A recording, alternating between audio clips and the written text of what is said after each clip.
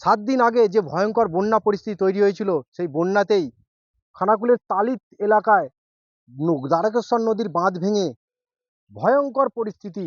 একেবারে সারা জীবনের মানুষের রোজগার দিয়ে, যে সঞ্চয় অর্থ দিয়ে একের পর এক মানুষ শখের বাড়ি তৈরি করেছিল, তা আজকে ধ্বংসস্তূপে পরিণত হয়েছে।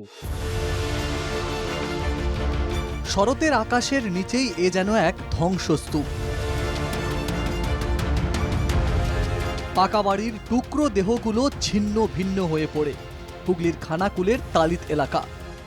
কয়েকদিন আগেও এই পাকা বাড়িতে নিশ্চিন্তে বসবাস করছিলেন যারা, তাদের ঠিকানা এখন রাস্তার ধারে। প্লাবনের তোড়ে সব শেষ। পাকা বাড়িগুলি একেবারে ভিত থেকেই ধসে গেছে।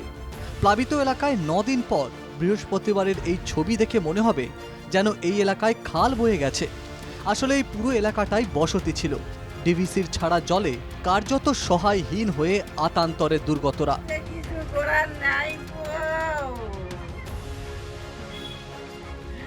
আমি কি করে কি করবো, সবাই আমার গ্যাস পাই দিয়েছে। তিরপল দেওয়া হয়েছিল, রক্ষা করা গেল নি, যা গেল না, আমরা সব বাঁধে ছিল। আমাদেরকে বলে ভালো, এবার কি করে যাবো, প্রাণের ভয় আমাদেরকে ছুটতে হলো।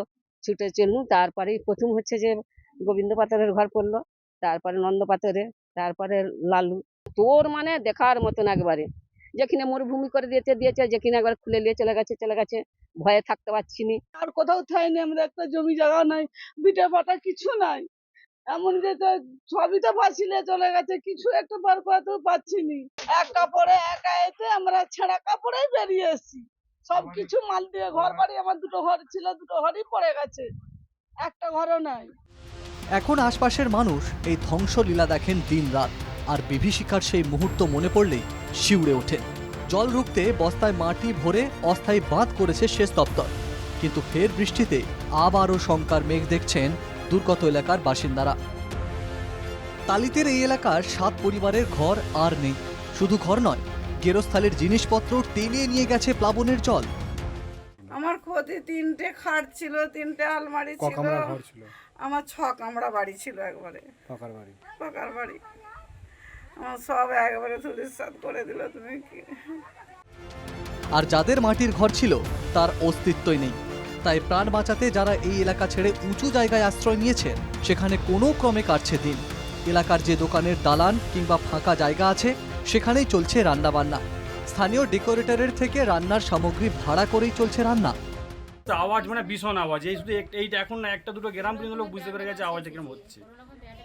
যে কোনো উপায়ে মানে বেরিয়ে আসছে, এইটাই প্রাণে বেঁচে ফিরে আসছে মোটামুটি। ঠিক আছে, কোনো কিছু একদম একটা থালা বাসন পর্যন্ত, যে জল 1 গ্লাস খাবে সেই গ্লাসটা পর্যন্ত বের করার সময় নেই।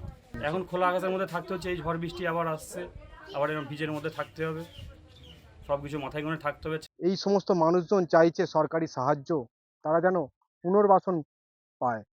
সরকারের কাছে কাতর আকুতি যে তাদের ভবিষ্যতে যেন স্বাভাবিকভাবে জীবনযাপন করতে পারে। হুগলির খানাকুল থেকে তুহিন পাত্র, NKTV বাংলা।